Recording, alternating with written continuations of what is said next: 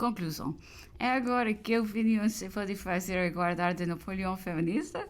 É dupla. Aqui o físico somente acolá, o físico é o moral, reunidos é o moral prevalecendo o físico. Das aventuras banais onde só o físico entrou em jogo, nada se ocultou e não é porque delas né, possam tirar as opiniões particulares sobre o seu caráter masculino, a seu poder se ia fazer pensar que forneceriam conceitos desfavoráveis. Por ele ser Napoleão, a sua alcova não pode conservar segredos por mais cuidados que ele empregasse em tornar misteriosos esses encontros ocasionais.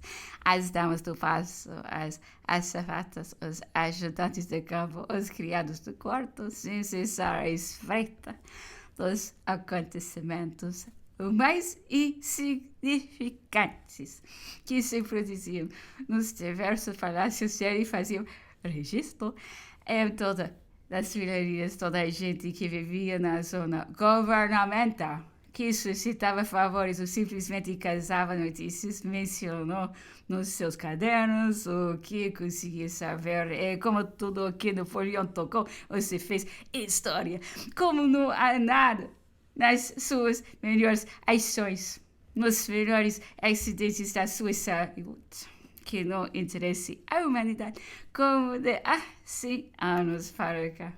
O público do mundo quase se não apaixonou por outra coisa senão ele.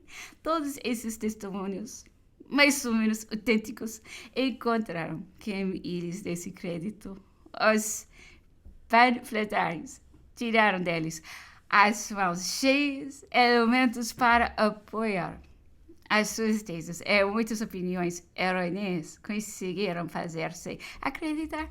O único meio que há para refutá-las é estabelecer os factos e referir dessas aventuras todas aqueles que, contadas por muitas testemunhas cujas narrações concordam, apresentam suficientes garantias de autenticidade.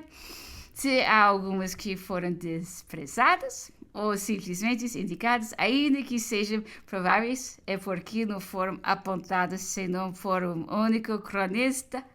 É dele se não pode descobrir nenhuma prova documental e também porque foram a tal ponto ordinários e comuns que não seria senão uma repetição sem interesse de fatos já expostos. O que significam essas aventuras que Napoleão é um homem, tem 30 anos em 1799, tem 40 anos em 1809 e não fez falta de continência. As mulheres ofereceram seu melhor desejo, que ele testemunha, ou que ele testemunha por ele. Toma-as muitas vezes por necessidade, algumas vezes por voluptuosidade, mas sem lhe causar jamais uma fadiga cerebral, sem receber jamais deles uma distração do seu trabalho. Dessas mulheres, nenhuma que ele corrompesse. Se alguma há que seja virgens, não virgens experientes e que fazem por si mesmas mercado da sua virginidade, ainda assim haverá certeza de que algumas o façam.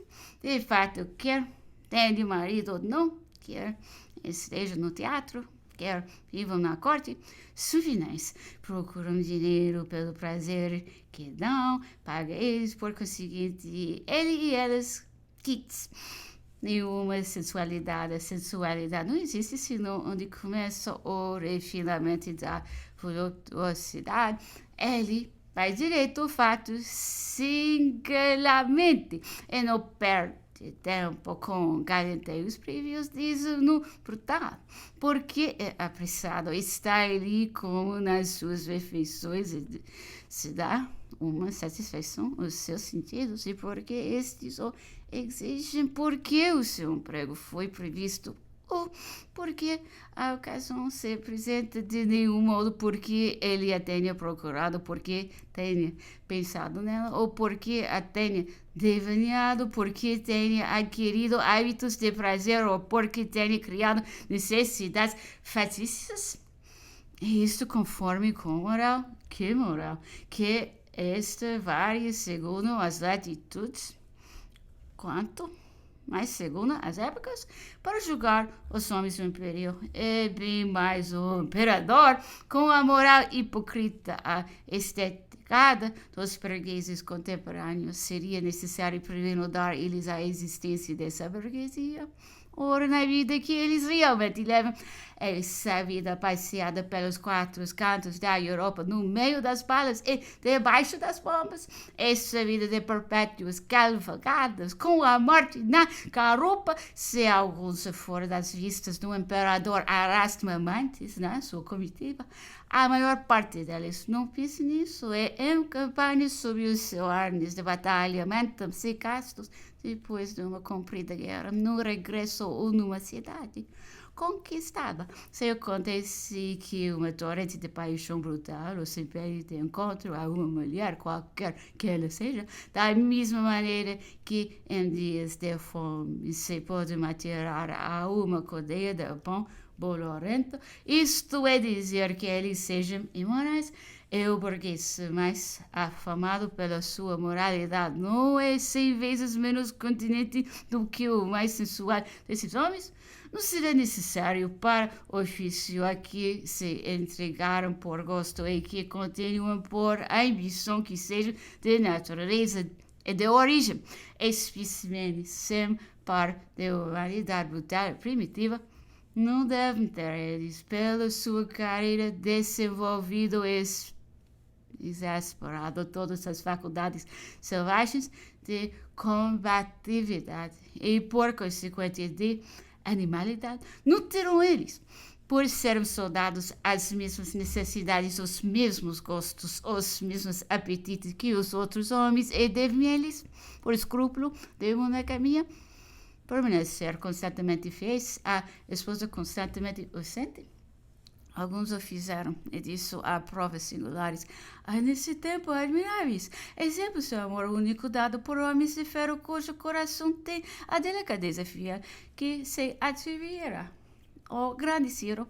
Mas, para a maior parte, essas distrações de bivouac, esses passatempos de guarnição, nem contam do mesmo modo que se não contam em pares as infidelidades de uma hora que eles se permitem e que ocultam tão cuidadosamente que por sua morte são reveladas e não deixam por isso de guardar o pé dessa anormalidade que é preciso satisfazer. Lados singulares de ingenuidade sentimental e de ternura conjugal para a mulher que todos ou quase todos eles desposavam por amor com um desinteresse absoluto. Nada lhes parece excessivamente belo, nem excessivamente rico, nem porte mais maravilhoso para satisfazer os desejos delas. Saqueiam a Europa, estendam eles o saque aos pés para contentar os seus caprichos, têm paciências, diplomacias, dedicações que fariam sorrir se não internecessem.